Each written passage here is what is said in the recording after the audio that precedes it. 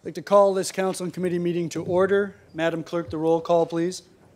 All members of council are present, your worship, with the exception of councilors Nutt and Luberts. Thank you. There are no announcements this evening. There is an addendum. We have an addition to presentations and delegations under infrastructure services. Richard Paderak will be speaking with respect to the Stevensville Memorial Hall rental rate report. Are there any disclosures of pecuniary interest? Madam Clerk, I have one with respect to IS 12-2015, which is road resurfacing. My son-in-law is employed by Circle P Paving, so I will not participate in that vote. Councillor Butler. Thank you, Your Worship. I also have a conflict with the same item as we do business with Circle P Paving. Okay, are there any others? If none, then there are no notices of upcoming public meetings. There are no public meetings. We have a consent agenda, and I would request that IS 12-2018 be dealt with separately. So for all intents and purposes, why don't we just deal with the first report, which is PDS 26. Do I have a mover? Councillor Passero. Are there any questions or comments with respect to that report? Just had a couple of questions. Do we have a policy with respect to the size of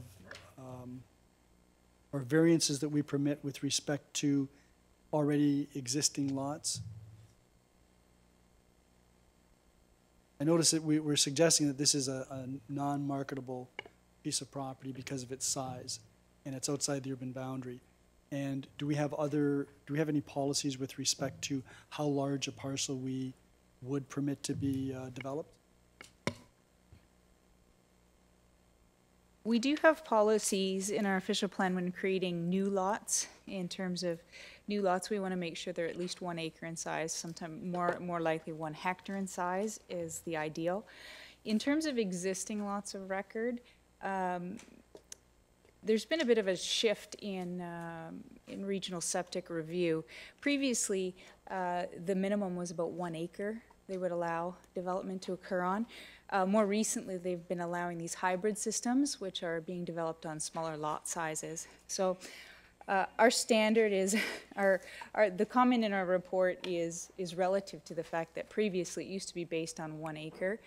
Now, again, we've been seeing some that are coming in quite a bit smaller, and the permit approvals for septic are being approved at the regional level. Regardless, this is a relatively small parcel. I think you've said it's 1/4 acre. That is correct, and what we like to see is try to get parcels as big as possible, obviously for any long-term impacts, and we'd prefer to use conventional systems, as the hybrid systems do require yearly maintenance and things like that, so we try to get them as large as possible if we can. Thank you. Are there any other questions or comments with respect to this report? If not, all those in favor of the recommendations? None opposed, that is carried. Councillor Passero, I wonder if I could hand you the chair with respect to IS 12, since Councillor Butler and I have a, oh, wait a minute.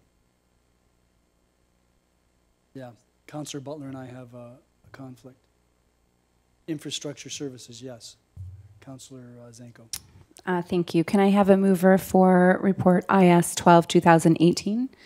Councillor McDermott. Are there any questions or comments with regard to this report? Seeing none, I will call the question. All those in favor? That carries. I'll hand the chair back to you, Your Worship. Well, Councillor Zanko, since we're now at infrastructure services, how about if I hand it back to you? Sure, We'll absolutely. just keep bouncing this until we get done. Thank you. Infrastructure Services is now in session. We do have a presentation this evening. We have Kevin Shaw, Manager of Building Science, Quain Cloutier, and the report is with regard to facility condition assessment study. Mr. Shaw, could you please come to the podium? Thank you. Could you turn his mic on? Of course. Thanks. Great, so here, I could just start? We're perfect? All right. We're here to just give a brief summary of the program that we recently completed on behalf of the town of Fort Erie, which was a series of building condition assessments for a number of the municipal properties. And so I'm just going to tear through and show you down. Perfect.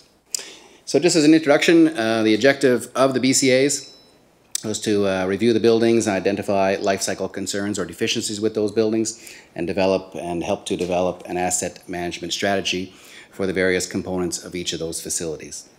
An important step, obviously, in guiding the town to operational fiscally manage those facilities with the idea to keep them in a good state of repair.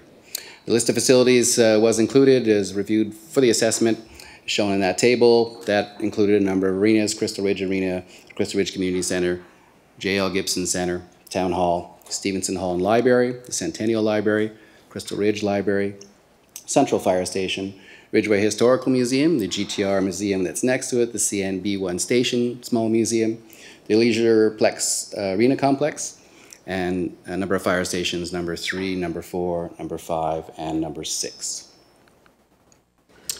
Overall methodology was to provide an assessment, a complete review of structural components, building envelope, what we term the outside of the building, that's your walls, windows, doors, and roofs, interior finishes within those facilities, fixtures or fixed furnishings within those buildings, all the mechanical, electrical, life safety systems that serve those facilities, and then site work around them. A number of applicable codes and guidelines were used in the preparation of the condition assessments, including general components like Ontario Building Code Act associated with that, the Occupational Health and Safety Act, a number of ASHRAE standards, and most importantly, 2 ASTM standards. The E2018-08 is the Property Condition Assessment Standard. It's an outline document that provides a series of requirements and recommendations for conducting condition assessments, followed by ASTM standard E1557, which is the ASTM standard that refers to what we call unit format, which is a way of organizing all the components in the building into the report. So those are the 2 big guidelines we did follow when conducting the facility condition assessments and when assembling the reports. We were provided some background information on a number of the buildings that we did inspect. That included a number of previous building condition assessment reports, which were actually conducted by TRO back in 2006. So many of those facilities had a study previously done, and that documentation was provided to us for our review as part of our overall process. We also had the opportunity to work with and conduct interviews with Sean Hutton, the manager of parks and facilities here for the town. As far as the team members go, our project executive is our director of operations, Evan Skolnick. Project managers were myself, Kevin Shaw, Zach Solomon, one of our senior assessors, and a number of project coordinators, including Hassan Ali and Claire Park. In conducting the assessments and in preparing the reports, we were given a number of criteria to use for that. That included what we call the repair priority and costing, including condition ratings. That was rated from excellent, being obviously very good, no defects, all the way to very poor, meaning lots of issues, deficiencies noted, and immediate repairs required on the horizon. We also provided a priority rating for those repairs, essentially a numbered 1 to 5. Number 1 being essential repairs, definitely recommended, something to undertake, all the way to 5, which would be a desirable repair, not necessarily something right now, but something that is good for consideration. And in all those categories, considering energy rating as part of that process. Critical were for immediate action, potentially critical next 1 or 2 years, priority 3 not yet critical, talking next 3 to 5 years. Out beyond that, we were in the 5+ category. We also, like I said, did take into account energy savings. It's an important matter these days for most of the facilities. They're looking for using that under their repair guidelines to say, well, if there's opportunities for energy savings as part of those maintenance and repair programs, then why not undertake them? We provided some ratings listed from, again, very poor, as in potentially not going to be that successful, all the way to excellent, meaning, yes, you know, an upgrade to this kind of system could be very good on your energy savings. Report was then summarized, provided over a 20-year period in terms of future expenditures leading from 2018 forward 20 years for each of those facilities. Each of those facilities had their own report, their own full spreadsheet of all the components that were reviewed, all the information regarding those components, including condition, all the ratings that went with it. and then planned or estimated expenditures for the next 20 years under each of those categories. That in turn then was summarized. This is portion of the table for the next 5 years. You get an idea on what we were doing in terms of the 15 properties that were done and their locations, and there are the estimated expenditures, like I said, for the first 5. This table extends out to a 20-year period as a total summary of the overall project. What we're finding, obviously, is that it's a mixed bag in terms of the facilities themselves. A building like the Central Fire Station is practically brand new, built in 2012, and obviously doesn't have a lot of expenditures on the immediate horizon beyond normal maintenance. Some of the older facilities, certainly the Crystal Ridge Arena Community Center had a bit of work to do. The J.L. Gibson Center certainly has some upcoming work. Most of the buildings, that's a mixed variety. Some roofing to be done, some exterior components, interior finishes, etc. Like I said, those are all laid out for each of those facilities on an individual basis and then further summarized in this overall report. Okay, that's basically what we had as far as the overall summary goes. So I'm not sure if anybody had any questions on the process or the outcome. Thank you, Mr. Shaw. Does any member of council have questions or comments? Councillor Butler? Thank you, Madam Chair. I just wondered if you could just explain a little bit more about what exactly is needed for the Leisureplex, seeing that the fee structure is about 2.75 is right? Yeah, so we have the major components that are coming up there for the Leisureplex Arena facility, and that's the big year we're showing in the next couple of years, are basically made up of 2 major components. One, roofing. So the single-ply roofing that covers actually the 2 main arena parts of it are coming towards the end of their life expectancy. Been a little bit of work done in those areas, some patchwork, etc. So it's definitely something that has to be kept a close eye on in the next couple of years. Again, just in terms of pinpoint accuracy, we're always trying to place these expenditures in reasonable time frames in order to make sure you're preparing for them. It could fall a year or 2 here either side, depending on overall maintenance and any other issues as they're coming up that they might find as the facility continues to age. But roofing was one of the big ones. The other big one on that category are the 2 ice pads themselves that contain the main freezing systems for the ice making operations. So both of those are original. And are a full-size arena. And you're talking, when you replace that pad, you're talking about the entire piping system and everything that goes with it. So that's the next largest expenditure that was in that category, again, in the next couple of years. Out beyond either side of that, we've got allowances ongoing for more as-needed kind of approaches when it comes to the overall interior finishes within the facility. So we've accounted for all the flooring, all the painting that goes with it, refurbishing washrooms, etc. And some of the ongoing categories for that building then fall in that cycle over the next X amount of years. Yeah. Thank you, Madam Chair. I just have a question with respect to, is there an opportunity also to take a look at the arena to make it viable to host events on a continual basis as well? Is that something that you could take into consideration, or? Well, as far as the overall approach so far, not from our end. We weren't necessarily given that as a mandate. And as far as our condition assessment goes, is that something that can be looked at? Absolutely. And a lot of facilities are looking at that these days, which is trying to make sure they're maximizing the usage in any one of their facilities, that you don't want to feel that there's going to be empty time there when it's getting some lack of usage, which obviously still costs you money to own that building and keep it running. So that's definitely, yes, an option in that category. Although, like I said, under the mandate that was done now, it's purely a condition assessment on the facility as it exists. No Anything problem. further, Councillor Butler? No. Do any other members of council have any questions? Nothing. Thank you very much, Mr. Shaw. You're very welcome.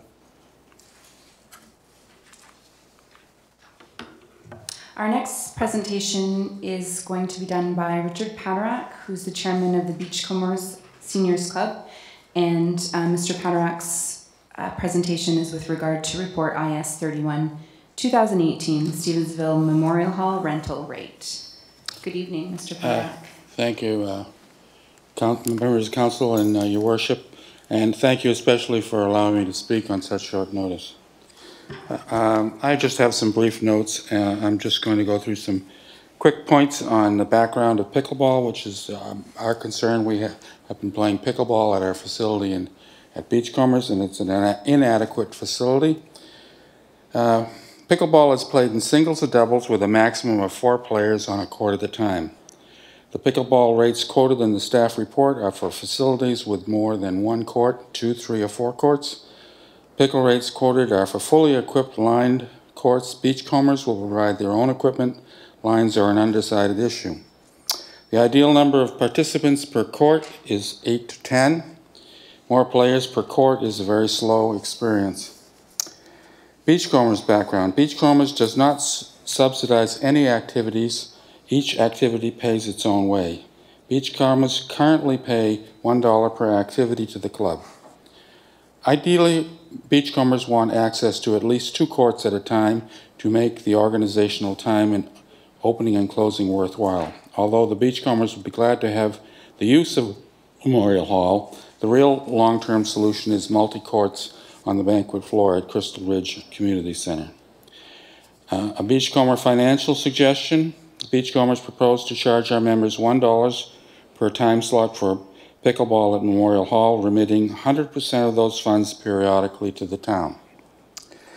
Beachcombers organizational management suggestion.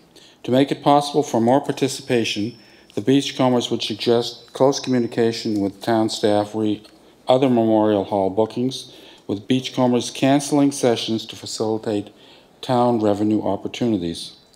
We would like access to the keypad code to open Memorial Hall without occupying staff time.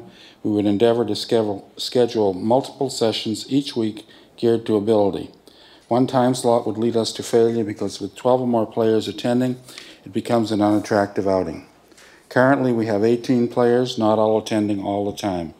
Multiple time slots will encourage participation.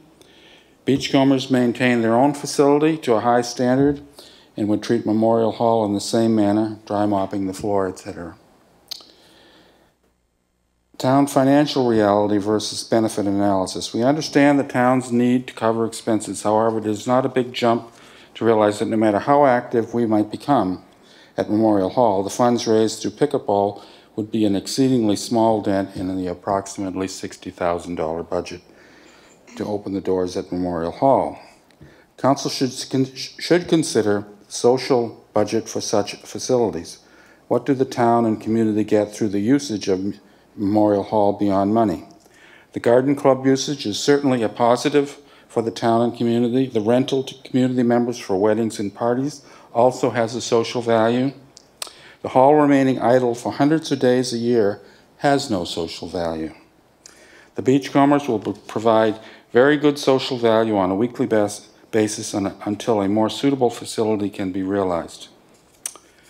So we appreciate the fact that staff have allowed us to test out the facility, and we found it to be more than adequate and much better than our own facility. So we thank staff for that, and for staff for coming forward with this report. And I'm here to answer any questions. Thank you, Mr. Paderak. Does any member of council have any questions or comments? Your Worship? Yes, thank you. Thank you very much, Mr. Paderak.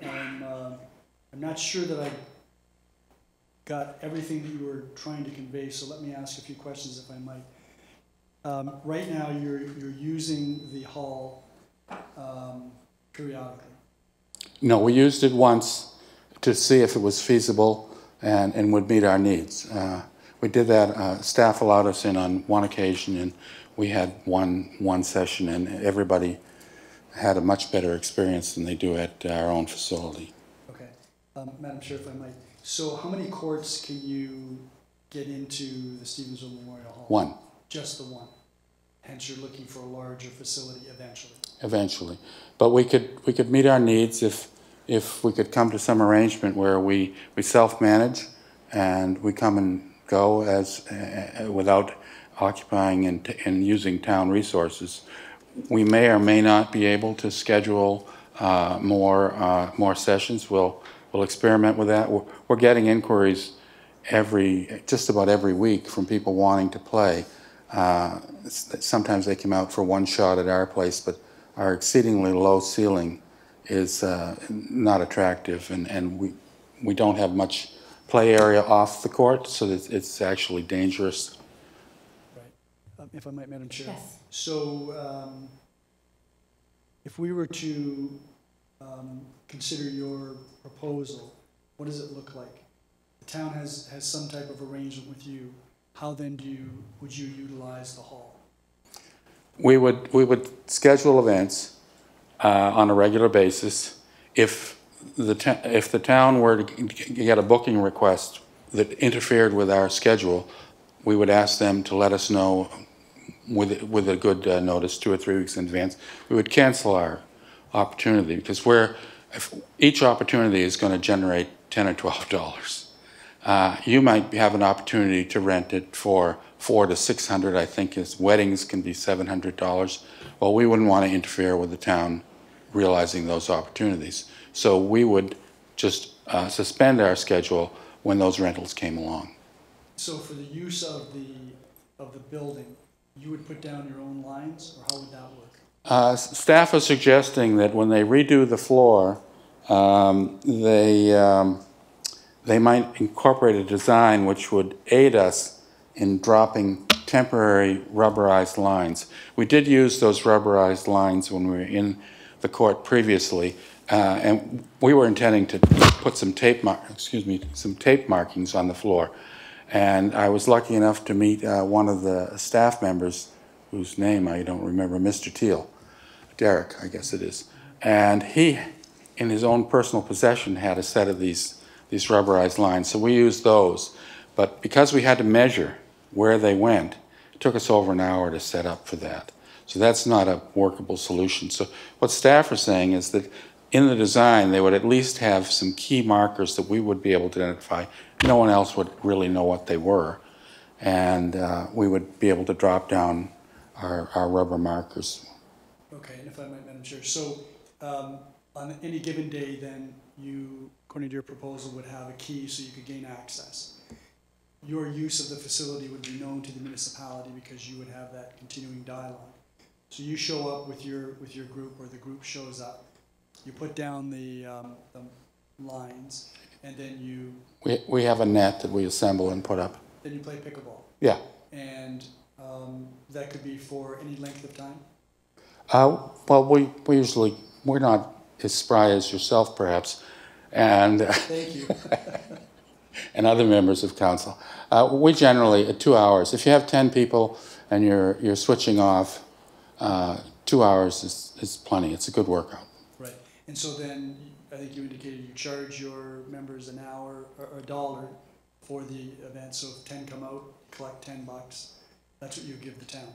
Yeah, we wouldn't be there every week with our loonies. We'd accumulate it, and then, much like the garden club gives the town a donation, ours would be quantified, but it would be similar to a donation. We realize it doesn't pay the rent. So I'm not staff, but I'm thinking that staff is thinking, okay, what if there's cleanup that needs to be done? But I'm thinking that there's not a lot of cleanup. No, we don't. Even in our own facility, while we don't allow winter shoes in our facility. We change our shoes when we come to the door, and it would be the same routine at Memorial Hall. And when we were there before, there was a dry mop, and we dry mopped it before we got on the court. And if there was any mess, we'd clean up afterwards. And you're gone. And then we're gone. And I understand in the rear of the building there's a keypad. So if we had the combination of that, we could come and go. The one requirement we might have is if we were using it regularly, we might see if there was one cupboard in the kitchen that could be locked, where we could put our net, and we wouldn't have to travel back and forth with that. So is this the type of activity that maybe there should be a pilot project to see how it would work? I'd like to think so. Pickleball is the fastest growing sport in North America right now. It's doubling in participation. Anybody that comes back from Florida and has been to a seniors complex, they're playing pickleball. And that's where we're getting our members. People who are coming back from Florida, they learned how to do it down there. It's a fairly good aerobic workout, and it's fun. The games are relatively short. So as opposed to if anybody has played badminton, where the score goes up to 15 or 16, we're playing to 9. And so the games turn over. I'm a wild man. That's why the staff is concerned about you being in the hall.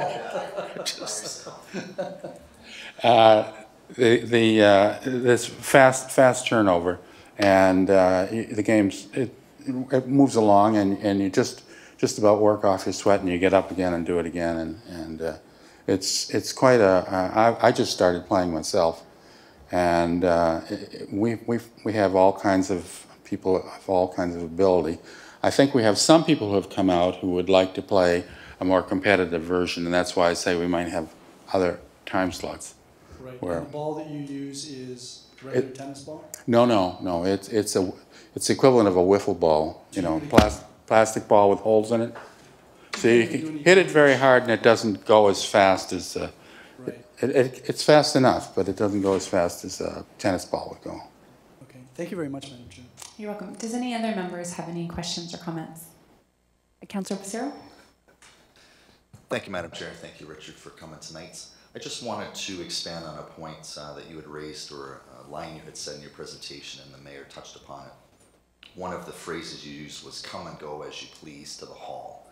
And I just want to make sure that regardless of where this goes, that anything or any of your use will be booked through the town, so they know that there would be is a rental schedule. coming and what the time frame is. But we wouldn't require a staff person to drive out and open for us. That's what I meant. Okay. We wouldn't, if we wanted to have an additional session, like let's say we're using it 3 times a week, and we found somebody wanted to use it on Sunday morning, we would speak with the staff, Sean, I assume it would be, and see if that was possible, and then go from there. But the more sessions we have, the more loonies we collect, the more money we give to you. And we have better, as I said, this is all about social usage. The building will be used. It won't be sitting there. When we used it in February, the first week of February, we were the first activity of the year. So it had gone 4 weeks without anybody being in there at all. And I recognize it's one of our lesser used facilities, but Yeah. when it is used, it Well, that's usually why- involves tables and chairs and a setup and a takedown. So I just want to make sure that it's coordinated, because I'm guessing that with your setup, you don't have any tables or chairs in the room. The room has to be completely cleared. That's the ideal. So if there is something the night before or 2 nights before, we do need staff to go in there and clear that room for you, which is where there is a staff time component. Whether or not that's a week ahead of time or 2 nights ahead of time, somebody does have to go in and clean up those tables and chairs to get the room ready for your arrival. Off the floor, around the edges, it's sometimes can be inconvenient to have stuff, but it's a big room. It's not going to interfere with play. When we were in there before, there were tables and chairs around the edges, and it's being older players, the ball goes away sometimes, and you have to go fetch it. Thank you for the clarification. Thank you, Madam Chair. Thank you. Are there any other questions or comments? Thank you very much, Mr. Patton. Just in concluding, we have also asked staff, we're very happy to hear that in 2020 there will be 2 purpose-built pickleball pads at Crystal Ridge Park. We've asked staff to paint additional lines, pickleball lines, which is done everywhere now on the tennis courts. And we've been told that that will be done in the cycle of ordinary painting. And I would just leave you with the thought that we have one player who's 85. And tempus fugit, as you all know from your Latin studies, is time flies. But when you get older, it actually disappears. And although you may still be healthy, your ability to play after a certain age is probably going to vanish. We all have a half-life of how long we're going to be able to do this. So when we get things put off for a year or 2, that means that some people who are playing now won't be playing then. And so we would just ask that council have some consideration for that, that we don't want to be demanding, but at the same time, we want to make better use of the facilities that are there. And we can assure you if the Lions Park courts are lined, we will be out there regularly using that in the summer season. And that's one of the other things I was going to mention. The Memorial Hall strategy will probably work for the winter, but in the summer we'll want to be outdoors. Okay. Thank you, Mr. Parker. Staff are here this evening, obviously, so I'm sure they're listening to your comments. Thank you very much. Can I get a mover for report IS 13-2018, addition of an hourly floor rental rate at Stevensville Memorial Hall to the consolidated schedule of fees and charges? Councillor Passero? You want to speak to it? Thank you, Madam Chair. So I am in approval of the recommendation that's before us because we do need to have something in our schedule of fees and charges for an hourly rate, which we currently don't have. So when it comes time to vote on that, I will be in favor. But I'm wondering through you, Madam Chair, is now the time, or would it be under new business to bring something forward that would be specific to a pilot project regarding pickleball and the beachcombers? Your worship? Yeah, what I'm thinking is that we could, what we could do is defer the deliberation on this report for a couple of weeks to allow staff to have further dialogue with the beachcombers to determine what that pilot project would look like, so that when we deal with it, say in 2 weeks, we would have not only staff recommendations, information relative to the further dialogue, but then we would also have this report so that we could deal with all of that, how we might wish to proceed. That's how I'm thinking we could deal with this. Did you want to put that motion to Well, defer? You want to? Councillor Passero has the floor. I'm not opposed to that. I just don't see the two being inextricably linked. I think we need to have the $14 an hour if that's staff recommendation for an hourly rate. Could be pickleball, could be badminton, could be somebody who just wants to have a summer camp inside. I think there needs to be an hourly rate. Pickleball, to me, given the premise proposed by Mr. Paderak, I think is a separate issue involving staff time. So I'm not opposed to putting this off for 2 weeks, but I'm still of the opinion when it comes back, I'm looking at an hourly rate for one and something else for pickleball at the same time. I'm guessing, given the pattern of history rentals for Stevensville, I don't think anybody else will be rushing our doors to get an hourly rate for Stevensville Hall before then. So I'm fine I'll put that, since I have the floor, I'll put a tabling motion forward for 2 weeks if we think that would give staff enough time. Could we hear from Mr. Hutton? Mr. Hutton, would you mind just confirming if that would give you enough time? Yes, I think that would certainly be sufficient time. We could meet with Mr. Paderak and some of the beachcombers again and discuss an equitable rate for both of us, certainly. But I'm looking for a rate in the fees and charges schedule, which would be for everybody. Certainly. And I'm hoping your conversations with pickleball will bear out some type of pilot project arrangement with pickleball. So two things. I'm personally not looking for the fees and schedule rate to come back based on pickleball, because I think there's got to be something in there as a placeholder that would apply for everybody, determine it on the wishes of council. But for me, it's a special case scenario. Yes, through you, Chair. Absolutely, that's our preference as well, is to set an hourly rate for any customer that may come in off the street, but recognizing the fact that a recognized community group could be held a little more responsible and have a little more vested interest in the facility. It would take us a little less staff time to organize and look after that event. I think a reduced rate is certainly in order. So I'd like to put that forward. Unless somebody else has a hand up for further questions, I'll hold off on the tabling motion so other people can speak. Mayor Redcott? Thank you. Yes, that's exactly what I'm looking at. I mean, how much latitude can the municipality provide to a recognized organization that has long-standing presence in the community for uses that will at least allow us to take advantage of a facility that frequently stays empty on the one hand, on the other hand, establish some type of usage rate for other potential users. So that's exactly the direction that I think we should look. Does any other members have any comments before I go back to Councillor Passero for that motion? Okay, Councillor Passero. Madam Chair, so I'd like to put forward that we postpone this for 2 weeks. Bring it back at our next council and committee meeting. Okay, all those in favor? That carries. Our next report is IS 14-2018. It's the 2017 Facility Condition Assessment Study. Can I get a mover? Councillor Butler. Does any member of council have any questions or comments? Councillor Butler, and then Mayor Redicott? Thank you, Madam Chair. I just wondered if staff could comment if there's an opportunity to find out if there could be a cost included, since there's going to be renovations scheduled for the Leisureplex, if there's an opportunity to look at it, to implement changes to hold concerts and events of that nature within that facility, and what that cost would be. Is there an opportunity to do that? Mr. Walsh, did you want to answer that question? Yes, Madam Chair. I believe there already is that opportunity. The glass in there is not easily removable, but removable nonetheless. And as is done at a number of arenas, it can be converted with a day's notice or within a day to different configurations. If I may.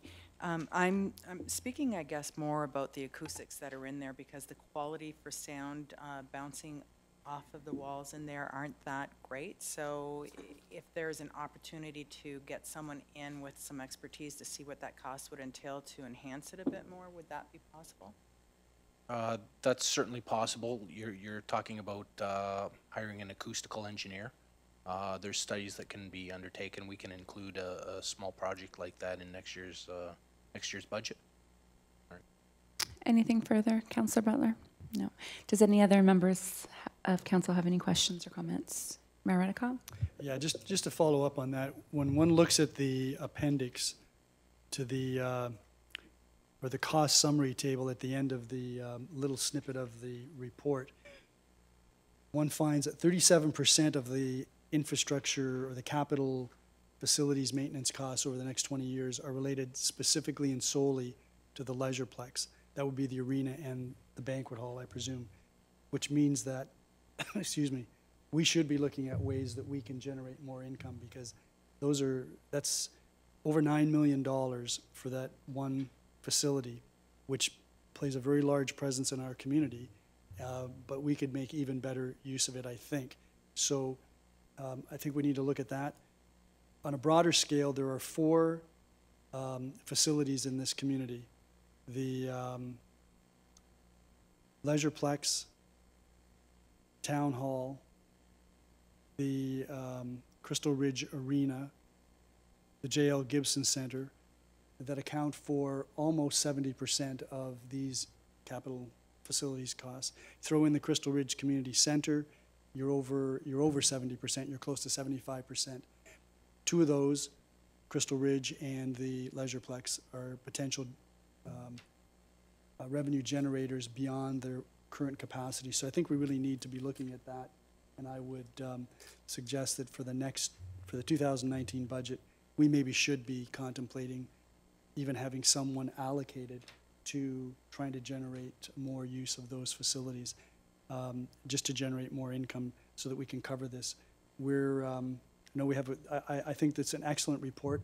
I'm much happier with this report than some reports that we've received in the past with respect to infrastructure. I think this gives us a very solid direction where we're going. We know where we stand in terms of what we're allocating now. We know we're short, but this gives us a great direction. Staff has provided us with good recommendations.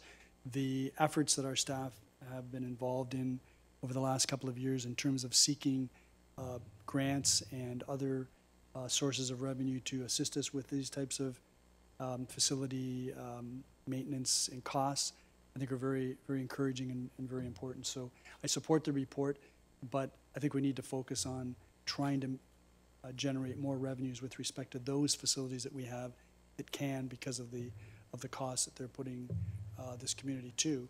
Mind you, they're getting fantastic use, but there could be better use. We have lots of ice time there where the arena sits, the Leisureplex pads sit empty. We need to, I think, generate more there. The potential for concerts or larger events.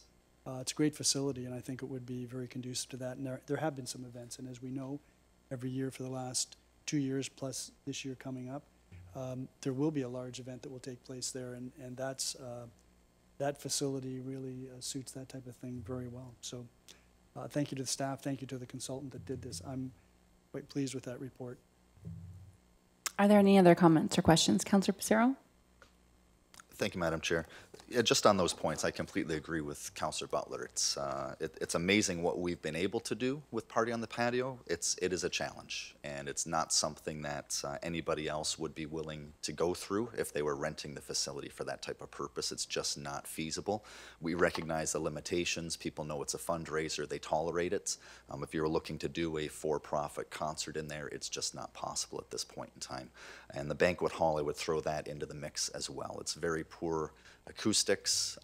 It was state-of-the-art as far as its design 20 plus years ago, but no longer really the facility that people look to if they're going to have a wedding reception or something like that in town.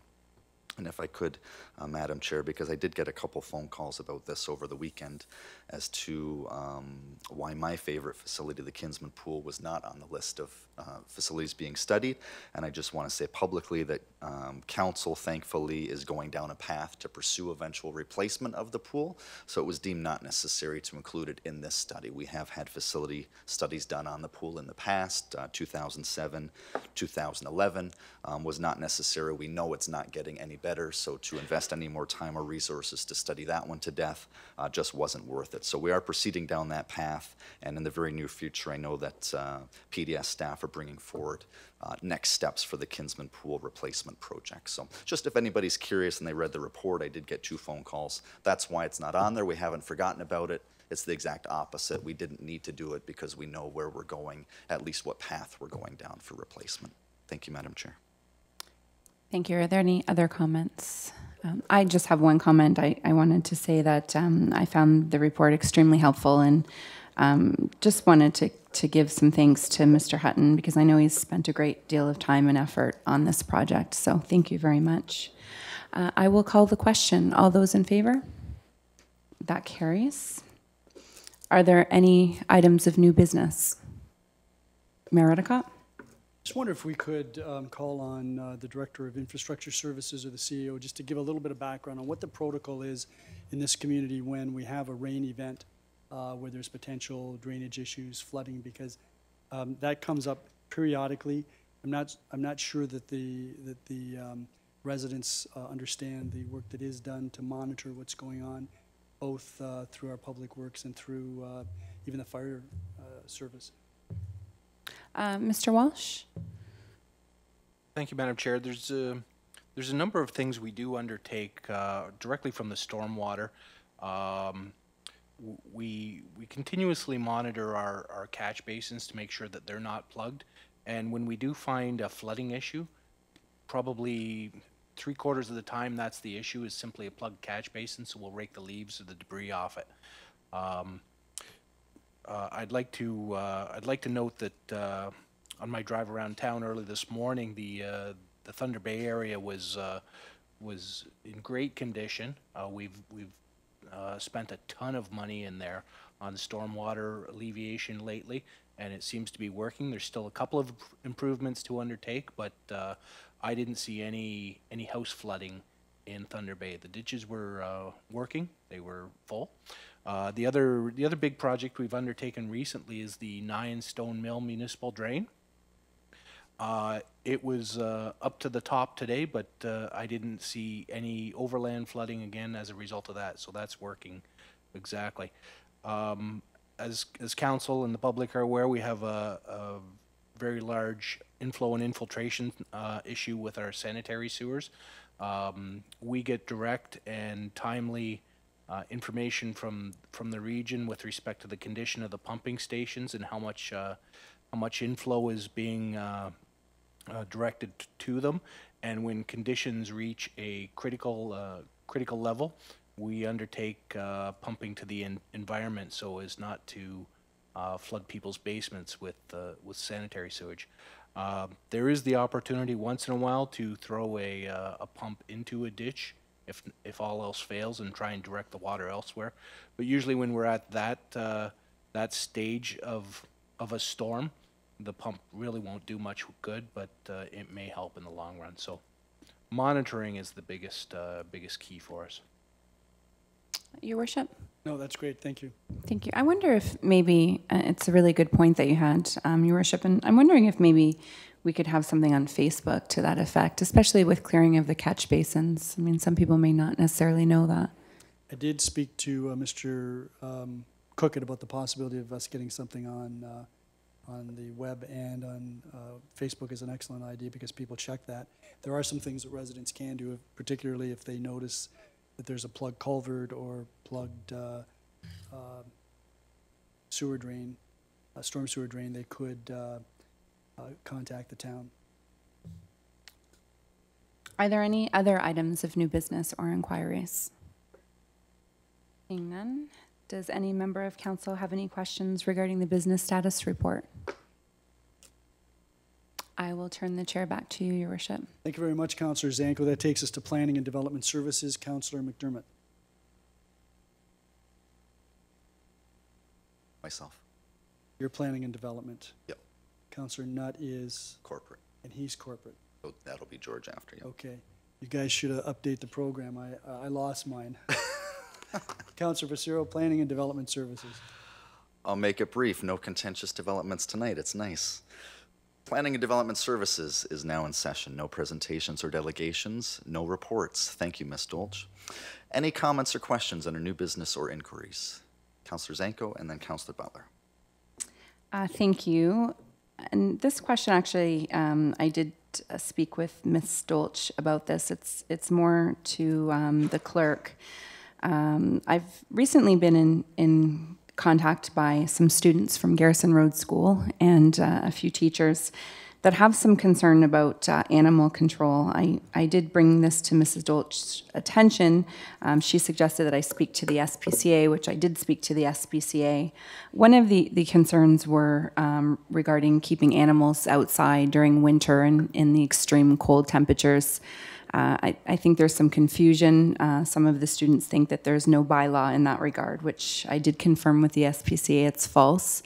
There is bylaws and winter control measures that protect animals. Animals can be kept outside providing there's adequate shelter. But one of the things that did come up through my conversation with Wendy at the SPCA was that we were in the process of creating an additional bylaw to protect animals from being kept in vehicles during the summer and to provide some control mechanisms to our local SPCA, allowing them to make rescue. But she did mention that this was something that was being handled by Ms. Babenko in the past, and I just wondered if Ms. Schofield could perhaps look into that manner and possibly bring it back to council so we have something in place for the summer months. Madam Clerk? If I may, through the chair, yes, my recollection is that Ms. Babanko was involved in some amendments to that bylaw. That was in conjunction with Jeff Stevenson, bylaw enforcement. Her involvement would have been from the point of view of assisting with the language in it, but not necessarily driving it, if I can put it that way. Certainly the clerk's office is prepared and helpful in that regard. We could possibly talk to Jeff Stevenson and see where, I can look back and see what I can find to see what happened with it and where we're going. Excellent. That would be great. I think as the summer months are approaching, it's now the time to drive that. So if you could, that would be wonderful. Thank you, Councillor Zanko. Councillor Butler. Thank you, Mr. Chair. I was just wondering, I did have some email correspondence with the Planning Department with respect to some situations that were occurring on Prospect Point Road and Dominion Road with the Mountain View developer and some of the subcontractors with respect to heavy trucks traveling in a zone that shouldn't be happening. And I just wondered if there was any follow-up with respect to that. Ms. Dolch? Through you to the councillor, we did send an email out to both developers advising them they shouldn't use main thoroughfares and that there was weight restrictions on Prospect Point Road, the north side, north of Dominion, and that they should be using Dominion Road and Ridgeway Road as a point of entrance to the construction sites. Thank you. Mr. Walsh?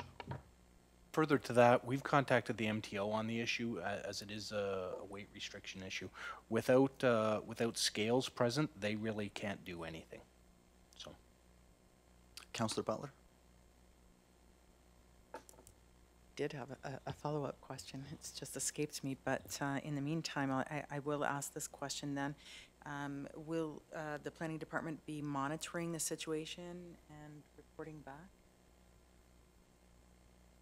Through you to the counselor, we will follow up with both developers to make sure they've communicated that with the contractors, the site supers out there.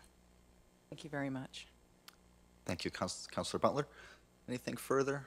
Seeing none, comments or questions for the business status reports? Seeing none, I'll turn the chair back to Mayor Redekop. Thank you very much, Councillor Basiro. That takes us to Corporate and Community Services, Councillor McDermott. This should be interesting today. My voice is gone because I'll need there's no presentations and delegations. I need a mover for COS, that's 01-2018, use of corporate resources for election purposes policy, bylaw number 80-10. Councillor Butler. Your Worship. I have several. Thursday night at the Regional Council approved a report that shifted multi-residential tax burden to, and some commercial tax burden to residential property owners. Town of Fort Erie, town of Lincoln, maybe Welland were adversely affected by that. And Your Worship. sorry. We're on the first report. Uh, I'll come back to you on that one, though. okay, fair enough. I was working my way up to it. So we'll go back to COS 01-2018. Any comments or questions? Sure. I get it. CS 06-2018, Niagara Regional Housing Property Tax Exemption Analysis. Councillor Butler. Your Worship. Okay, so where I left off. So part of the problem is that the rationale was that that would assist in making multi-residential units more affordable, which can't argue with that. The difficulty is it makes owning your home less affordable. And this particular report, again, is going to hit the town of Fort Erie, residential property owners, again, so that I've got a number of questions that I have taken up with Mr. Jansen, and I'd like to get the answers with respect to some of these. But the first question, if I might, Mr. Chair, is have any other municipalities to date approved any of the scenarios recommended by or put forth by the region on this issue? Mr. Jansen. When I checked at the time of preparing the report, I believe approximately 3/4 of the municipalities had endorsed some form of, or at least one of the scenarios in the regional report, with a couple variations as noted in the alternatives of my report. St. Catharines did approve scenario 5 with some specifics of phasing out the grant. Welland did not support it at this time and asked rather for a white paper for more details, but most of the others I think were scenario 5 as recommended here. Well, it's not hard to see why at least 3 of the municipalities would be favorable, because it has absolutely no impact on their tax situation, their tax rate. Some are lower than ours, some are higher, but if one looks at who has the housing, we have, because we have some public housing, it's going to cost us $91,000 once a grant, if a grant is implemented to help to cushion the increase, is eliminated. So that's 0.41% of our tax levy, which means that, and it will be spread across, as I understand it, Mr. Jansen, it will be spread across all of the tax classes. But again, it's another additional tax burden that the residents will have to bear, which makes it more difficult for people to continue to stay in their home. And this has been going on now for 20 years. I'm sympathetic to affordable housing. I'm sympathetic to the construction of multi-residential buildings, because we haven't had one in this community for 20 years, at least a high-rise, maybe over 20 years. But I find it difficult and challenging that we would be contemplating making one level of housing, in this case public housing, more affordable, more available, and yet, again, once again, it seems to be that the homeowners are the ones who are paying the brunt of that cost. All of the people, as the report points out, all of the individuals who occupy public housing are taking full advantage of the services that the municipality provides, so that them not paying taxes is an anomaly, and if there's good public policy reason for doing that, I understand that. And some people may say that this is good public policy. And maybe it is good public policy. It's not good public policy to keep piling on the owners of single-family dwellings. It's not sustainable. I don't know why one of the other scenarios might be considered, or why the region simply wouldn't, in my view, utilize some of the money that keeps being downloaded, and rather than find a new program to spend it on, simply allocate it to public housing. They could do that, and over the last 10 years, there's been a lot of reversal of the uploading that was done in the old days, where municipalities had to take on responsibilities that the province was, well, I guess they were downloading. Now they're downloading money, which means that there's more money available. Yes, the region can maintain its budgets at 1% because they're getting all this additional money from the province. I'm conflicted on this with respect to the policy issue itself. But I did, as I said, I did have some other questions, and if I might, Mr. Chair, to Mr. Jansen.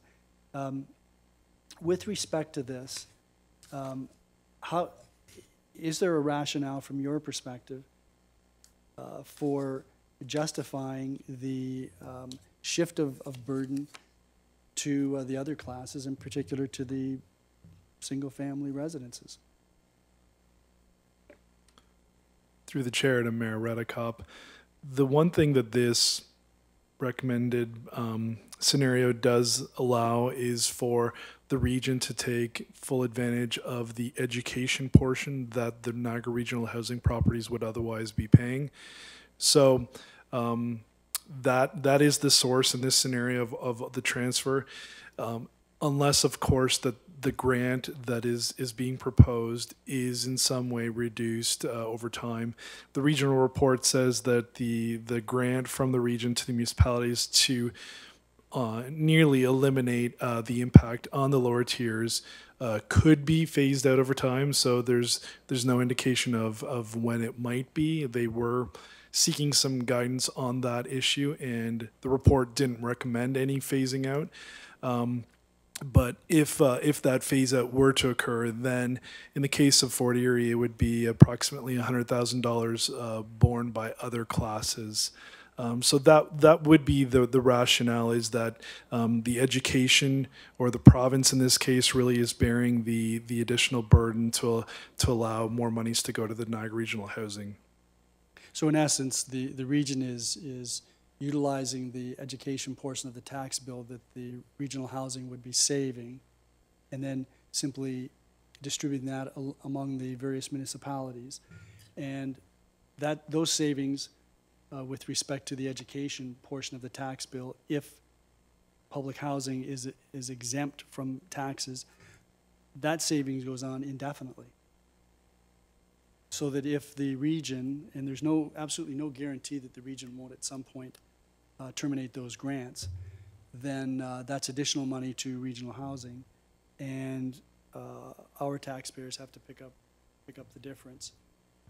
We do have public housing in town, that's for sure, but it would then be paid for by, the tax portion would be paid for by the other taxpayers. I'm not going to support this, Mr. Chair. I just, the meeting last week was a bit of a fiasco how we got to where we got, which was where we started.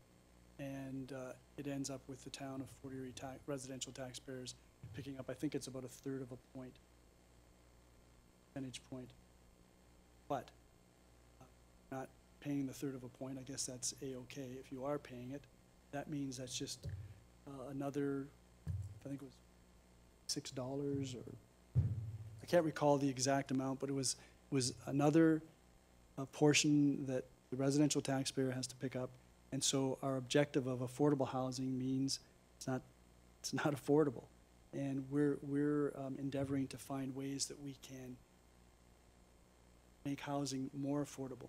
And I think we should be looking at it right across the board, not just the public housing, not just multi-residential, but definitely as well the people who own homes, whether that's looking at policies that we've been contemplating and hoping to get a report from Ms. Dolce on relative to the things that we can do, and maybe she can dwell upon some of the concerns that have been expressed with respect to how do we look at this on a broader basis so that we're not taking from one aspect of housing to finance the affordability of another aspect. So I'm not going to support these recommendations. I know which way the wind is blowing on this when we get to the region, but I'm not going to support this. Thank you, Your Worship. Any other comments or questions? Councilor Pissarro. Thank you, Mr. Chair. I'm of the same mindset. Affordable housing doesn't just mean subsidized housing. And we hear every year at budget time from a number of people across all different income levels that they are teetering on the brink of not being able to afford the homes that they're in, given the taxes that we're levying onto them. And it's one of the reasons why we've been so aggressive during this term of council to further development in the community, specifically infill development to take advantage of the infrastructure that's already there. I can't tell you how many people call me and they say, especially at budget time, because that's when the numbers come out and the tax bills start arriving, I cannot believe that you're raising my taxes again. And while I have you on the phone, if you have another 30 seconds, I really don't want that new subdivision that's targeted for a couple streets away. Well, you have to pick one, because we can't do it all with the money that we have coming in. To me, this is really just a shell game of taking out of one pocket, putting it into another, and you're really not advancing either one of those groups. You're taking away from one, and you're really not giving enough to further the second one ahead anyway. So what is the point? So I agree with the concept. There needs to be a much deeper dive into this. This looks good on paper, depending on what municipality you're in, not so much for us, but on a broader scale, if you want to come out of the region and say, look at what we're doing for those people in our society that are suffering. It's not just people in subsidized housing, it's people across all forms of housing, given the taxes that we're having to levy on them to pay for the services that we require to operate in this day and age. So I don't support this either. I did watch the entire regional council meeting that the mayor's referring to. To me, it was just another example of how parochialism at the region runs amok sometimes, because the ones who had no stake in this game and were not going to feel any effects really couldn't have cared less. But those of us who feel the burden and will have to pass that burden on to our residents, we know what it's like because we get the calls. Something like this you can't do as a one-size-fits-all approach, because one size doesn't fit all, and I definitely won't support this approach. Any further comments or questions? Okay, so Jonathan? Yeah, just if I might, Chair. So in not choosing to support scenario 5 as recommended in the report, the alternative is supporting scenario 1, which is the status quo as outlined in the report. So council may consider wording it such. Your Worship. Mr. Chair, I'll move, subject to the clerk's agreement this can be done, that we amend the second recommendation to read scenario 1 as opposed to scenario 5. Yes, Your Worship.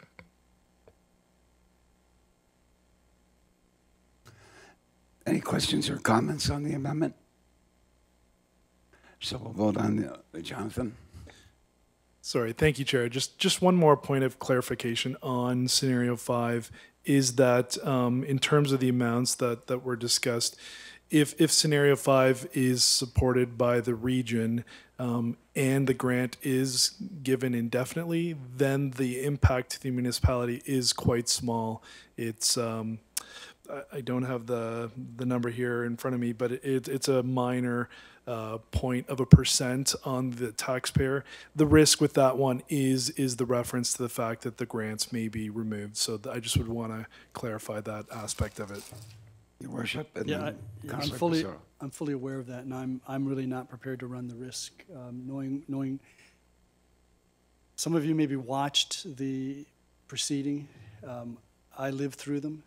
Believe me, I'm not prepared to run the risk that those grants would continue for any indefinite period of time. I just don't think that's going to happen. Councillor Pissarro. In the same vein, we've had some misfortune the last 18 months of grants that were already in place, having the rug pulled out from underneath them and fighting to hang on. So I have no faith whatsoever in the region to continue these grants based any longer than a point in time where they've gotten their optics and publicity and positivity out of the newspaper columns. Are there any more questions with regards to the amendment? Seeing none, all in favor? On the amendment, yeah. Opposed, any? So we'll vote on this now as the amended portion. All in favor? Carried. Are there any questions about, or is there any new business for corporate? Councillor Butler. Thank you, Mr. Chair. I wonder if I could ask a question of Mr. Jansen with respect to the BIAs and how they're currently hosting events at each of the location. Is there a possibility, or maybe this goes to Mr. Cookett, I'm not sure, Mr. Chair, but is there a possibility to remove that portion of their responsibility? And it's not mandated, as far as I can tell, that they need to have a festival, but is there a possibility of bringing that in-house and having a festival coordinator in-house at the town that would, similar to what the city of Port Colborne does with Canal Days, but have someone in-house that could actually have those festivals or events coordinated throughout the town and take care of it internally? Mr. Cookett. Through you, Chair, to the councillor. That's been talked about in the past as well. It's something that we've looked at when we did the org review. We have a community liaison person, Mr. Stouffer, who looks after business license and coordinating special events. But I think we're at the stage now where that responsibility needs to be expanded. And I think at this point we should be looking at that moving forward, and probably in the 2019 budget, putting forward some costs to have a person to coordinate special events. Thank you. Anything further? Any question? Oh, go ahead. Your worship. Yeah, we're still under new business inquiries. Yes. So about 3 weeks ago, 2 weeks ago, there was an announcement about a large sum of money that was being allocated to public transit in Niagara, $148 million over a certain period of time. There was a listing at one point that I saw that showed, the region getting umpteen millions, St. Catharines, et cetera. And I'm just wondering whether our Director of Finance has any insight into why there would be such discrepancies, or if he has some information relative to how that program will roll out. Mr. Jansen. Through the chair to Mayor Adcock. We are in much the same position in terms of lack of information at this point. We have yet to receive anything formal to announce those programs, so we're not really in a position to comment too specifically on what's been said in the media. I have reached out to a couple other counterparts to see if there's any other information they might have, but certainly I think in last we checked with the Director of Infrastructure and the CIO that the town has not received anything. Nice pictures, though. So I take it that when information does come forward, it will be circulated to members of council? Yeah. Thank you. Anything further? Back to you, Your Worship. Thank you very much. Business status report? Oh, yeah. Sorry. No, Business okay. status report, anybody? Back to you. Thank you very much, Councillor McDermott. Are there any meetings that anyone wishes to announce as being coming up? Councillor Passero. Thank you, Mayor DeCamp. Fort Erie Active Transportation Committee is meeting here at Town Hall tomorrow, committee room number 1 at 5 p.m. And just a quick note that this Thursday, we heard a delegation last week from Ann McLaughlin and in honor of Margaret Fever, that the art auction for Fort Erie Public Library System is happening along with the Ridgeway Lions pasta night at Crystal Ridge. And as a proud past president of the Chamber of Commerce, looking forward to our annual general meeting this Thursday night as well. So hope to Right. see many of my colleagues there. Yeah, I believe that art activity is Wednesday, 5 to 8 p.m. at Crystal Ridge. Are there any other meetings? Sorry, Thursday, April 19th. Right. Right. Good thing you've got that. If there are no others, can I have a motion to adjourn? Councillor Zanko. All those in favor? That is unanimous. Thank you.